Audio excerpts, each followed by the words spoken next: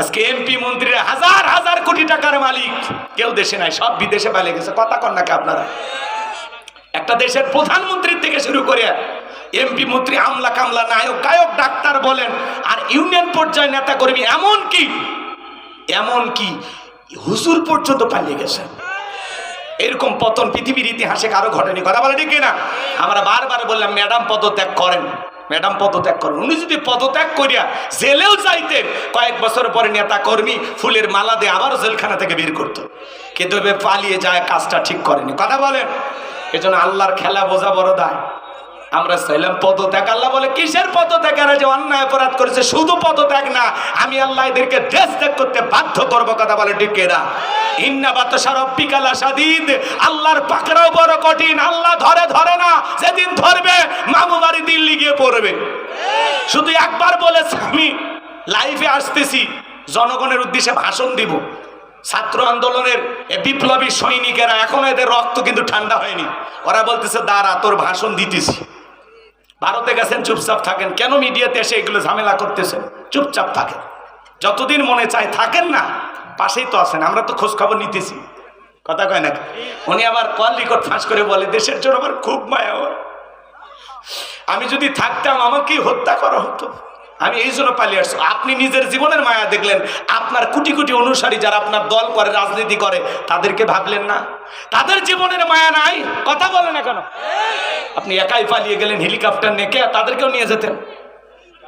কথা এভাবে কেন পালিয়ে গেলেন? আবার বলে আমি দেশে আসবো। আমরা বলি মেয়ে মানুষ কতদিন বাইরে থাকবে, আপনি আসেন। এই দেশ আপনার বাবার, এই দেশ আপনার স্বামীর। কথা বলেন ঠিক কি না? 16 বছর লাগছে ছাড়তে। আর আমরা সিদ্ধান্ত নিব আগামীতে আর যাই হোক কোনো নারীকে এই দেশের প্রধানমন্ত্রী বানাবো না। আগামীতে পুরুষ হবে এই দেশের প্রধানমন্ত্রী হবে, সেই দলেরই হোক। পুরুষ চাই, হাত তুলে দেখান কারা কারা পুরুষ চাই। লিল্লাহে তাকবীর। হাত নামান। নারীদের দেখার দিন শেষ, আগামীতে পুরুষের বাংলাদেশ। দেখেন না, নারীদের জেদ বেশি, রাগ বেশি, অভিমান বেশি। স্বামীর সাথে ঝগড়া লাগে, বাড়িতে হাঁড়ি পাতিল ভেঙে ফেলে দেয়, স্বামী তুলে আসার মারে, মাঝে মাঝে রাগ করে স্বামীর ঘর থেকে বাপের বাড়ি চলে যায়। আর দেখলেন না, একটা দেশ ছুঁয়ে পালিয়ে গেছে। 18 কোটি মানুষের কথা না ভেবে একাই পালিয়ে গেছে। এখন আবার বলে আমি থাকলে আমাকে মেরে ফেলতো। দেশের জন্য আপনার বাবা জীবন দেয়নি?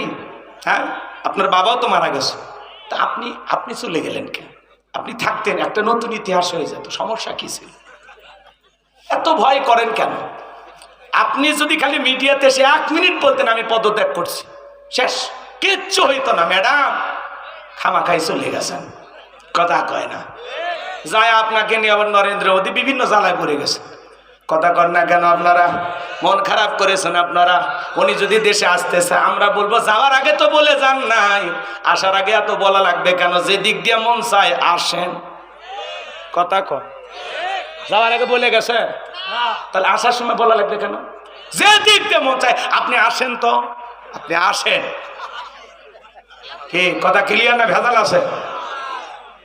আপনি কেন বলতে হবে আমি গুলিস্তানে আসতেছি? কেন আপনি গুলিস্তানে আসবেন? কে? যে দিক দিয়ে মন চায় গোপালগঞ্জ আসেন। না হলে আপনার শ্বশুর বাড়ি রংপুর, আপনি আসেন। তো আপনি আর দূরে থাকেন না, আপনি আসেন। কথা কয় না কেন? আমাদের মায়া দয় না? আমাদের দেশেরই সাবেক প্রধানমন্ত্রী এইভাবে বাইরে থাকবে, আমাদের মায়া লাগে না? আসেন, আপনি আসেন, আমাদের অনেক দরদ।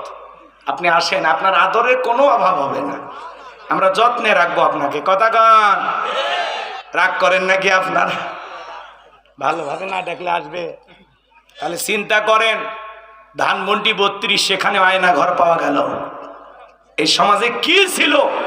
কত মায়ের বুক খালি করেছিল। এই যে পিনাকি দেখেন না আপনারা, বিদেশ থেকে বাংলাদেশের মানুষের পক্ষে অনেক চমৎকার কথা বলেন। হিন্দু দাদা কথা বলেন, চমৎকার কথা বলেন আমাদের সাংবাদিক গেলিস ভাই। এই পিনাকি বলেছেন যে প্রত্যেকটা ইট পাথর থেকে হাজার হাজার মায়ের সন্তানের আওয়াজ শুনতে পাওয়া যায়। কথা বলে ঠিক না? এখানে যে কত মানুষের জীবন চলে গেছে, কত মানুষকে তারা গুম করেছে, হত্যা করেছে, এর হিসাব কেউ দিতে পারবে না। 16 বছরে কত হাজার মানুষকে তারা হত্যা করেছে। কেউ বিরুদ্ধে কথা বললেই আব্রাহার ফাহাদ, কত ভাইয়েরা জীবন দিয়েছে নিরীহ বাচ্চাদেরকে আর 2006 সালে লগি বইটা দিয়ে ছাত্র শিবিরদের সোনার সন্তানদেরকে কিভাবে পিটায় করে দিয়েছে, কথা বলে ঠিক কিনা? আজও সেই ভিডিও ফুটেজগুলো দেখলে লোম দাঁড়িয়ে যায়, মানুষ কেমনে এত পাষাণ হতে পারে, কথা বলে ঠিক কিনা? আজকে সামান্য ইট দালান করে ভাঙ্গা দেখে কান্না চলে আসে।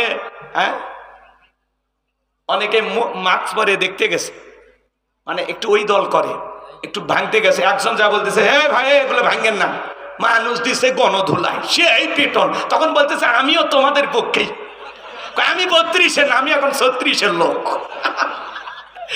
মারের চাইতে বড় ওষুধ আছে কর। এক মহিলা পাগলি দেখতে গেছে, পাগলি যা বলতেছে এগুলো ভাঙেন না, সবাই ধরছে পাগলির। পাগলি তখন বলতেছে আমিও ছাত্রদের পক্ষেই। ও সেই দেখতে যাচ্ছে, সে বিপদে পড়ে কয় আমিও পক্ষে। তাহলে যাওয়ার দরকারটা কি বাবা? এই সমাজে যারা আয়না ঘর বানিয়েছে, যারা হাজার হাজার মায়ের বুক খালি করেছে, বিচার বহির্ভূত হত্যাকাণ্ড ঘটিয়েছে, তাদেরও বিচার বাংলার মাটিতে হবে ইনশাআল্লাহ। আর এই দুনিয়ার জমিনে যদি বিচার না হয়, আল্লাহর আদালতে আল্লাহ ওদেরকে ছাড় দেবে না, কথা বলে ঠিক কিনা? কারা কারা বিচার চান দুই হাত তুলে দেখান তো দেখি, লিল্লাহে তাকবীর। যারা অপরাধী তাদের ক্ষমা নাই।